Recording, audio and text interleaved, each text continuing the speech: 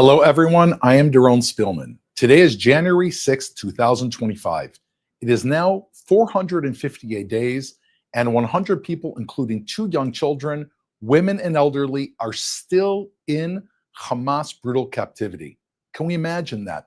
What it must be like for them deep inside those tunnels.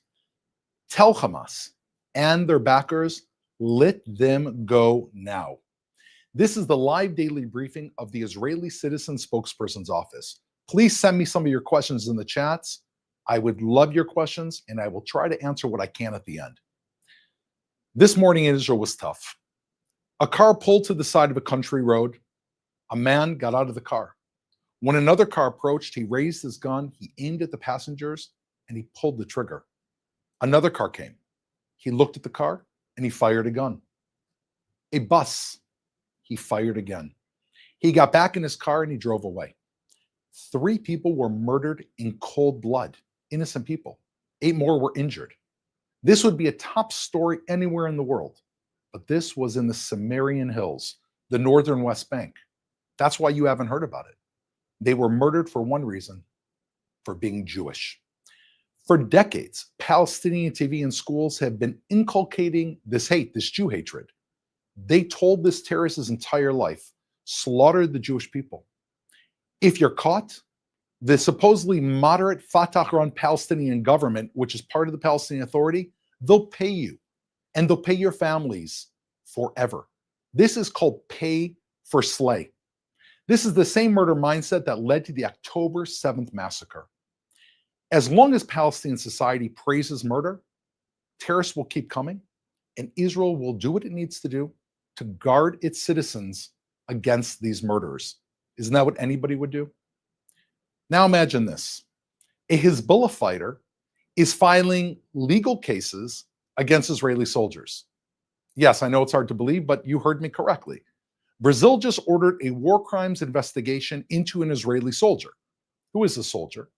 He's a hero who survived the Nova massacre on October 7th and went on to fight the Hamas terror group in Gaza. Now he's being hunted in courtroom. And it's not just Brazil. Soldiers who fought Hamas since October 7th are being targeted in 11 countries: Sri Lanka, Thailand, Belgium, the Netherlands, Serbia, Ireland, Cyprus, and Morocco, and the list goes on. And who's behind these legal cases? A group called Hind Rajab Foundation, founded by Dayu Abu Jaha. Who is Dayu Abu Jaha? This is a terrorist who admitted to joining Hezbollah and fighting Israel in 2006. How do we know? He bragged about it to the New York Times. The New York Times quoted him. They said he joined the Hezbollah resistance against Israel. And quoting him, he said, "I had some military training and I'm still proud of that." So Abu Jaha is a proud terrorist of an internationally outlawed terror organization that has claimed the lives of hundreds of people, thousands of people, including more than 200 Americans in Lebanon. He even lied about breaking ties with Hezbollah to get asylum in Belgium, which considers Hezbollah a terror organization. The Israeli government exposed him for organizing Hezbollah tours. Where? Not in Lebanon. Hezbollah tours in the heart of Europe. So let's be clear. He is a terrorist. These cases are not about justice. They're not about law. They're about terror. Ironically, Israel's soldiers are being hunted in European courts. Israel soldiers defend us in Israel from murder. The terrorists want to murder us. So now those same terrorists who are losing on the battlefield in Gaza and in Lebanon and in Yemen are weaponizing courts around the world to target our soldiers. Why are they doing this? Because they want to stop Israel from defending itself so they can carry out more massacres like October 7th. The terrorists filing these cases are the same people who are trying to murder us. They're just now trying to murder us by detaining our soldiers in courts so they cannot defend us. We have to stand with our soldiers, because without them, who stands between us and the next attack? Hamas is leaking hostage information, but rejecting a hostage deal. Recently, a list of 34 hostages rumored to be freed in the deal's first stage was published in the Saudi news outlet Asharak. BBC also received a list. They said Hamas shared with them 34 names also, including children, 10 women, and 11 males between the ages of 50 and 85. The report added that it didn't know how many of the freed hostages, those who were supposed to be freed, are even still alive. Israel's government said that this list is based on something it gave to Hamas months ago. Hamas never approved the list. However, they were leaking it to the press. Last week, Hamas said they would only provide a list of living hostages after a ceasefire. So Israel's government has said Hamas has returned back to demanding that we end the war before getting our hostages back. And Hamas is requiring that we release some of the bloodiest murderers from Israel's prison. Hamas is demanding Israel capitulate without even releasing the hostages so that it can continue to hold on to the hostages for insurance while doing what? What they've always said they were going to do. Plan more and more October 7th. I want to be very clear. There have been numerous hostage deals. Hamas has rejected every single hostage deal. Don't take my word for it. US Secretary of State Blinken just said what we've seen time and again is Hamas not concluding a deal that it should have concluded. Does anyone think that Hamas wants to release the hostages? Israel wants a deal to bring our people home. Those who are suffering in Hamas terror dungeons, and we want to bring them home today. We also want a deal that won't allow Hamas to revitalize itself and kidnap more hostages and attack more Israelis tomorrow. Israel wants a deal that will not allow Hamas to continue to execute more innocent people ever.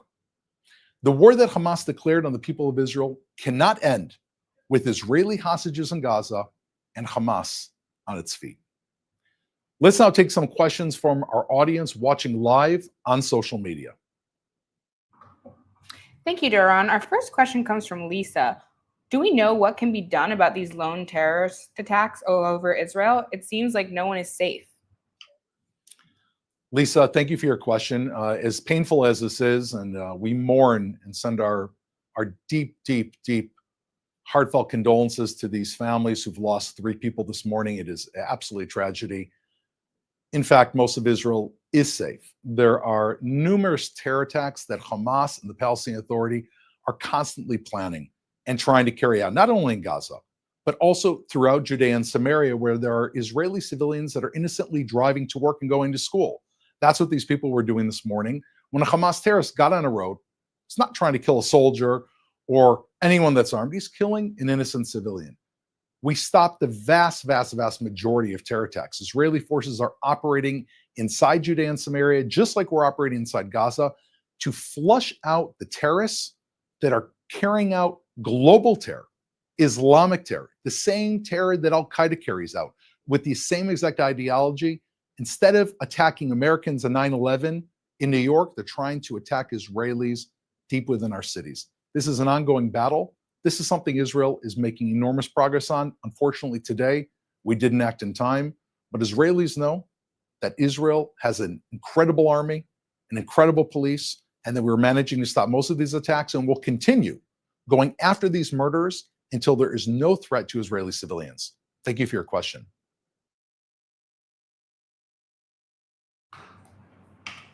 Our next question comes from Instagram. After the ISIS attack in New Orleans over New Year's Eve, do you think the West and the world will wake up to the threat of radical Islamists like Israel is dealing with? This is, of course, an example of what happened in New Orleans of terror. Doesn't see Israel. It doesn't see any individuals of the United States. Terror makes no distinction. Terror and these international terror regimes are against something we all have in common, which is freedom. They are against freedom because they are seeking tyranny and domination. And therefore, they attack Israel and they attack New Orleans. I think many people in the West are awake, not everyone. And I think that the US needs to be much more vigilant in understanding that the same terror that we're facing in Gaza and in Lebanon and by the Houthis, we just happen to be the first stop on the way.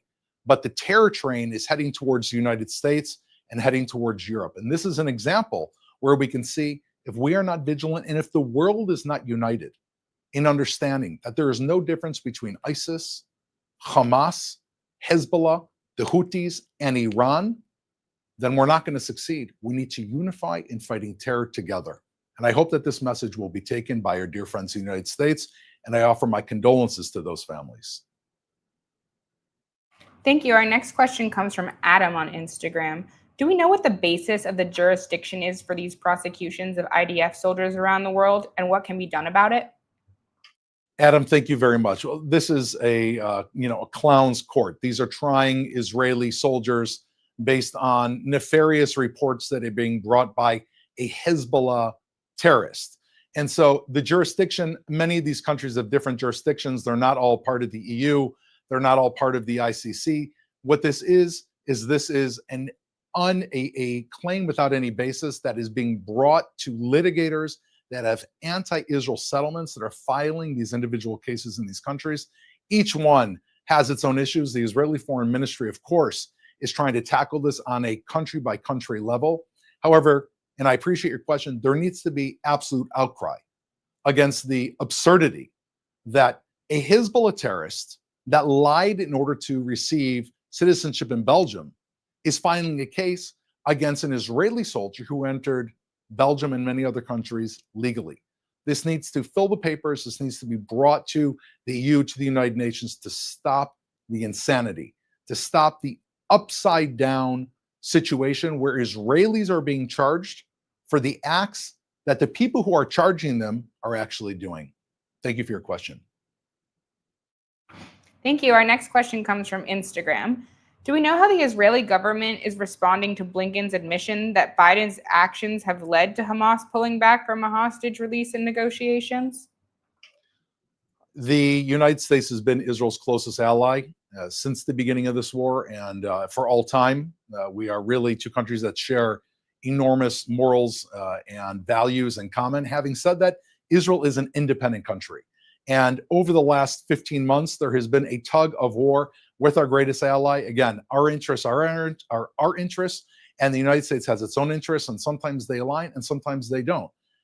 Israel's been saying from the beginning, both on the political level and on the defense level, that this is the Middle East. When you are negotiating with a terror organization, the only thing that they understand is the language of pressure. Only when Hamas feels that their back is against the wall and they have absolutely no other choice but either to disintegrate and be destroyed or to give back our hostages, only in that situation will our hostages come home. That was the premise for our hostages having come home in November 2023. Hamas was taken absolutely by surprise. Israel entered Gaza with full force. They were so shocked that they gave many of our hostages home, not enough, in order to buy some time. The answer is how Israel's been responding is despite the relationship and despite the pressure and with gratitude for the arms that are coming in, Israel has been fighting Hamas nonstop. We have never let up fighting Hamas. We are rooting them out in Jabalia, in Khan Yunis, in Gaza City, all throughout the Gaza Strip and Rafah, continuing the pressure because we understand. At the end of the day, we are the ones who have to live with Hamas around the corner. And at the end of the day, these 100 hostages, while they come from many countries around the world, are our responsibility.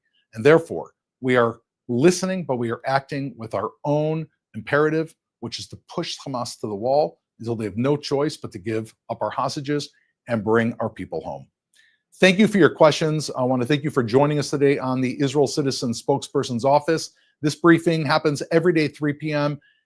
Israel time and 8 a.m. Eastern Coast time. Thank you for watching. We'll see you tomorrow.